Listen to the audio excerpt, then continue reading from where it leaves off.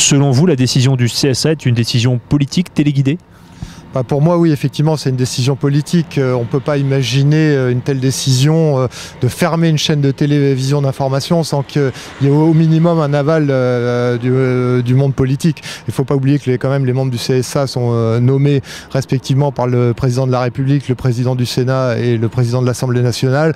On peut imaginer que ces gens-là sont assez proches politiquement des gens qui les ont nommés. Maintenant, bon, de là de dire qu'il y a téléguidage, évidemment, on ne peut pas le supposer ni le prétendre, mais bon, on peut quand même s'interroger. On a du mal à comprendre pourquoi on peut monter un journal de presse écrite sans que personne nous dise ça va mordre sur les parts de marché du Figaro ou de Libération, alors que dans l'audiovisuel, tout à coup, il y a une autorité qui va dire attention, vous empiétez sur les parts de marché de BFM TV ou d'e-télévision, c'est pas possible.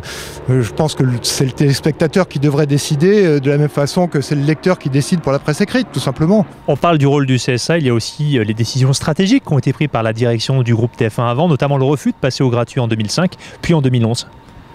Oui, mais il faut savoir aussi que bon, à l'époque, effectivement, le marché de la TNT n'était pas du tout le même, qu'il y avait un certain nombre d'engagements qui étaient pris vis-à-vis des fournisseurs d'accès et que il n'était pas forcément possible à cette époque-là de faire une demande de passage en gratuit pour LCI. Voilà, les conditions de marché n'étaient pas les mêmes et il y avait des contrats à honorer vis-à-vis des fournisseurs d'accès, tout simplement.